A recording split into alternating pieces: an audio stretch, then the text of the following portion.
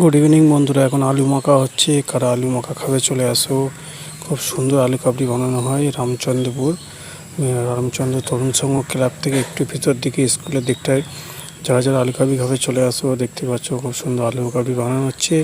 শসা, পেঁয়াজ, লঙ্কা, টমেটো, ধনেপাতা, ছোলা, কত কী দেওয়া হয়েছে এর মধ্যে, দিয়ে লঙ্কা কুচি দেওয়া হলো, দিয়ে সুন্দর করে মাখা হচ্ছে। দেখে নাও কত সুন্দর একটা মশলা দেওয়া হয়েছে। মশলা দেওয়ার পর তেঁতুল দেওয়ার পরে সুন্দর করে বানানো হচ্ছে। কত সুন্দর খেতে জানেন সবাই, জিভ দিয়ে জল এসে যাওয়ার মতন কেস। তো এখনও মাখামাখি চলছে। যারা যারা খাবে চলে আসো। আলু কাবলি রেডি হয়ে এসছে, আর একটু বাকি আছে। দেখো পুরো মাখো মাখো হয়ে গেছে, মনে হচ্ছে যেন তরকারি মাখানো হয়েছে খুব সুন্দরভাবে মশলা দিয়ে। দেখতে পাচ্ছ পুরো কাই কাই মতন হয়ে গেছে। এবারে টেস্ট করে দেখা যাক কেমন হয়েছে আলু কাবলিটা। দেখতেই পাচ্ছ একটা মশলা বাকি ছিল, তেঁতুল জল। ও বাবা, তেঁতুল জলটা দিতে ভুলে গেছিলো। যাই হোক, তেঁতুল জলটা ঢেলে দিল। দেখতেই পাচ্ছ পুরাতন তেঁতুল।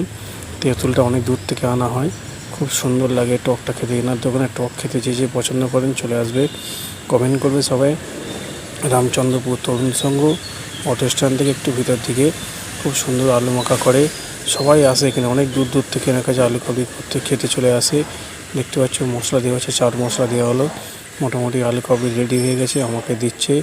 দেখতে পাচ্ছ খুব সুন্দর মাখা হয়েছে। দেখো কত সুন্দর দেখতে, যেরকম দেখতে সেরকম খেতেও ভালো। আমি টেস্ট করতে শুরু করে দিলাম, কেমন হয়েছে। খুব সুন্দর হয়েছে খেতে, খুব মজা লাগছে খেতে। তো আমি অনেক টাকা আলু কাবলি খেয়ে নিলাম, খুব ভালো খেতে লাগে।